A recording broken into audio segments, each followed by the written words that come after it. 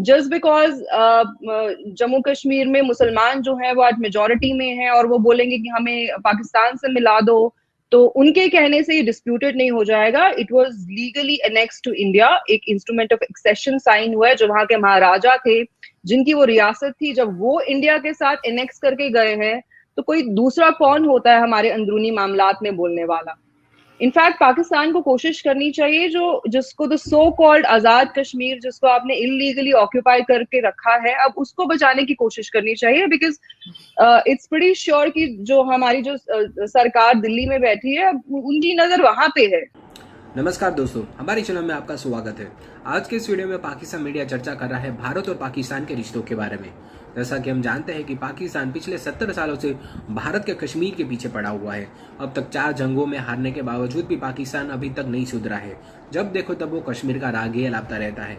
आज की तारीख में पाकिस्तान यह ख्वाब देखता है कि भारत का कश्मीर पाकिस्तान का हिस्सा बनेगा। ये ख्वाब कभी भी पूरा नहीं होने वाला, ये पूरी दुनिया जानती है।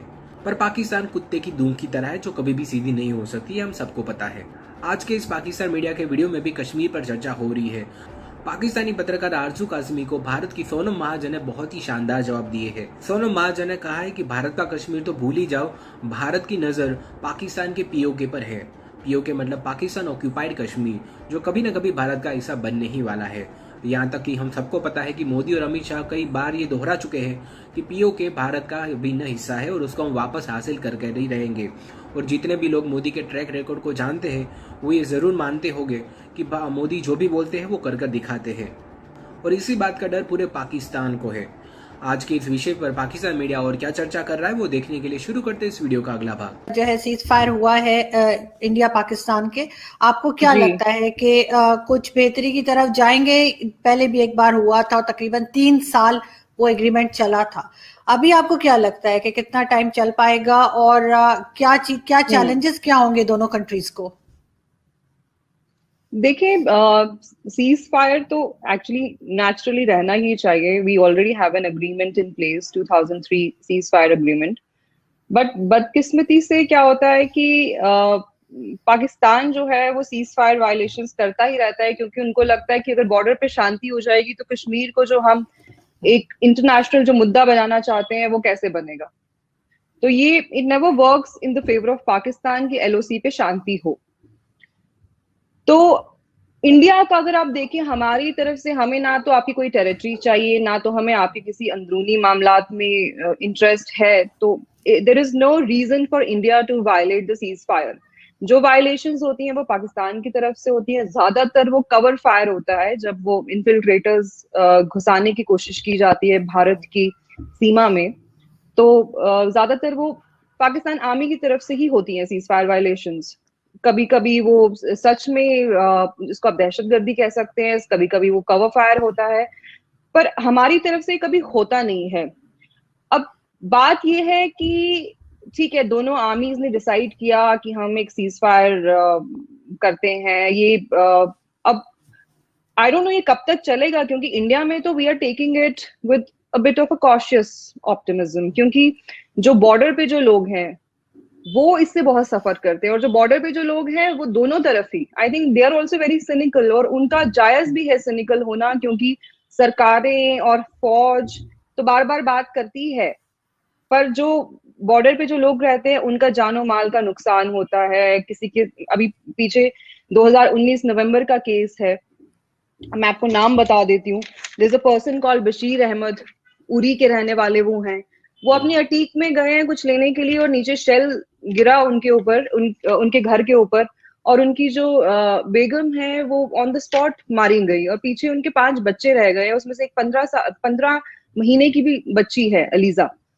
तो आप उन लोगों का सोचें, अब दोनों तरफ से जब भी सीज फायर वायलेशन होता है, ऑफ कोर्स भारतीय फौज भी रिटेलिएट करती है, तो नुकसान किसका होता है? एक मॉरल रिस्पॉन्सिबिलिटी दोनों तरफ की गवर्नमेंट्स की भी बनती है, दोनों तरफ की फौज की भी बनती है कि जो बॉर्डर एरियाज में जो लोग हैं उनको सजा ना मिले। वो सिविलियंस हैं, उनका इस पूरे मामलात से कुछ लेना देना है नहीं है। हमारी उनकी तरफ एक मॉरल रिस्पॉन्सिबिलिटी बनती है कि अगर जस्ट बिकॉज उनका घर बॉर्डर के पास है, इसका मतलब ये नहीं है ना कि वो बेमतलब की मौत मर जाए वो, क्योंकि किसी को कश्मीर चाहिए, इस कारण आप किसी बेगुनाह को मार दें। और फिर ये जो पूरी लड़ाई है, it is all rooted in the Islamic bigotry, just because आपको लगता है कि उस तरफ एक ऐसा, भारत में एक ऐसा राज्य है जहां पे ऑलरेडी जो मुस्लिम्स हैं एक मेजोरिटी अचीव कर चुके हैं, और इसलिए आप हमें कश्मीर दे दें बिना किसी सर पैर के। तो ऐसा तो नहीं होगा कि भारतीय निजाम या भारतीय जो फौज है वो आपके सामने जस्ट बिकॉज आपको ये मजहब के तौर पे एक हमारा जो हमारी स्टेट चाहिए, तो वो भारतीय फौज तो ये मजहबी ताकतों के सामने घुटने तो नहीं टेक देगी। We will protect our territory.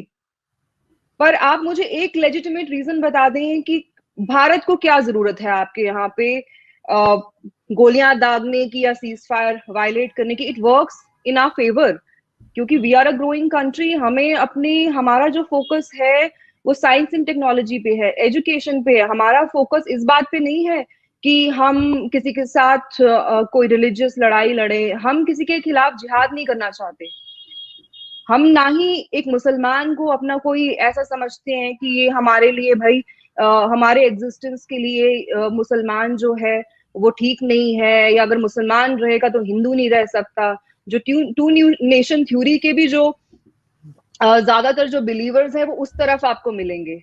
हमारे यहाँ पे तो देखिए मुसलमान प्रॉस्पर कर रहा है। मुसलमान की आबादी पार्टीशन के टाइम पे क्या थी, आज क्या है, क्योंकि जो हमारा जो इंडिजीनियस जो लोग है, जो हमारी पॉपुलेशन है, उसकी जो सोच है वो बहुत सेक्युलर सोच है।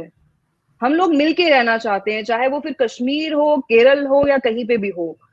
हम लोगों की ये सोच नहीं है कि अगर हम मुसलमानों के साथ रहेंगे तो पता नहीं क्या हो जाएगा या फिर वो हमारा मुल्क हथिया लेंगे। On the other hand Pakistan army की तो ये डॉक्ट्रिन है कि ब्लीड इंडिया विद 1,000 कट्स।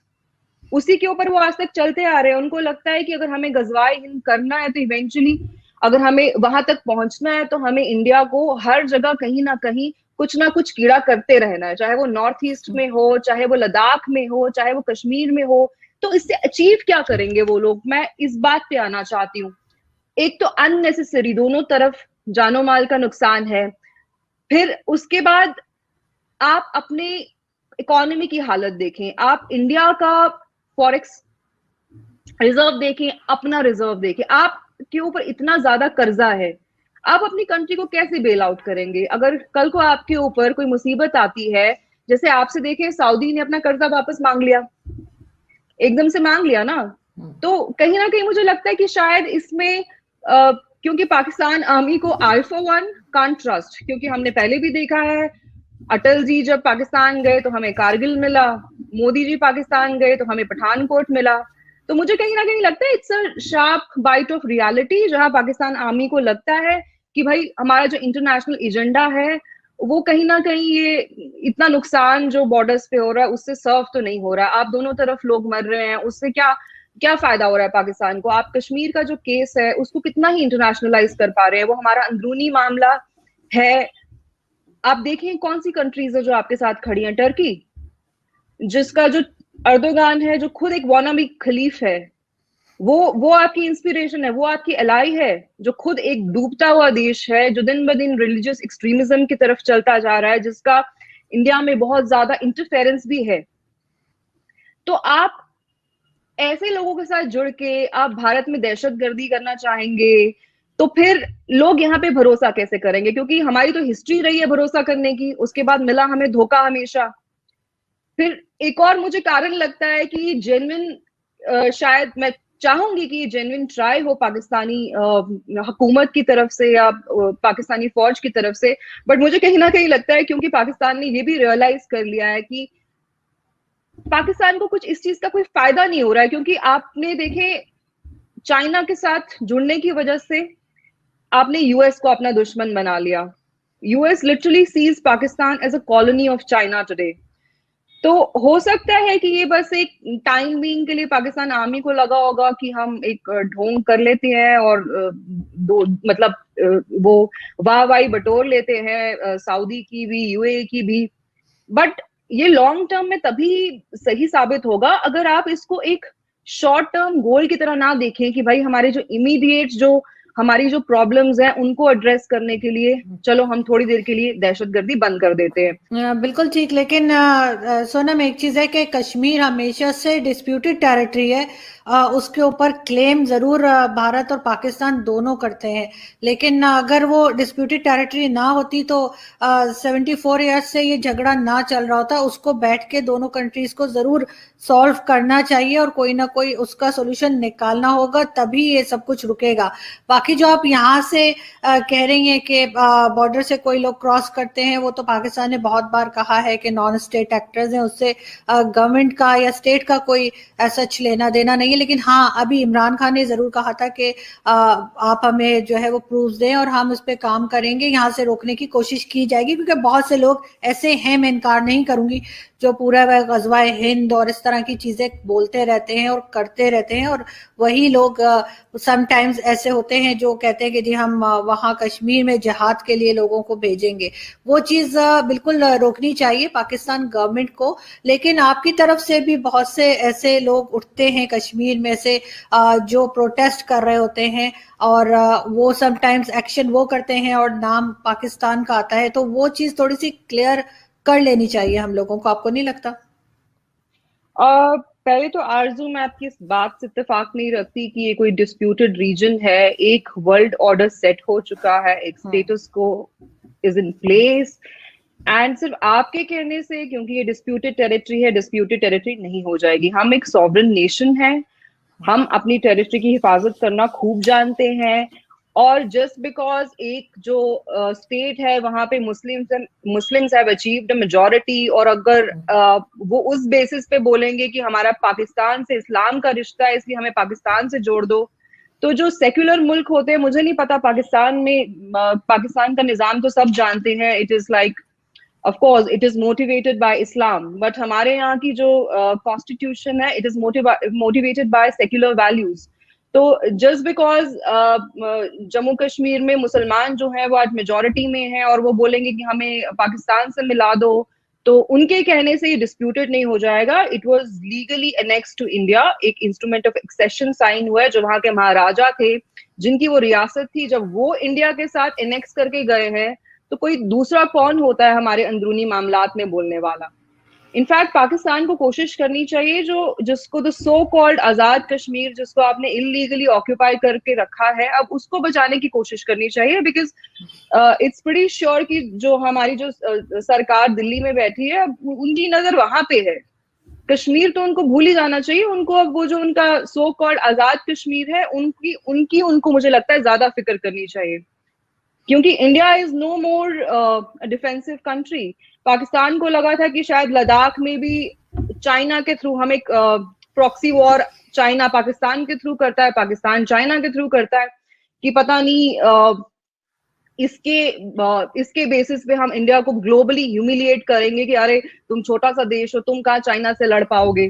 तो वो भी हमने दिखाई दिया पाकिस्तान को कि आप आज देखें चाइना जो है डिप्लोमेटिकली, आप देख लें चाइना के लिए कितनी मुसीबत पैदा हो गई है, हर दूसरा मुल्क आज चाइना के खिलाफ बोल रहा है।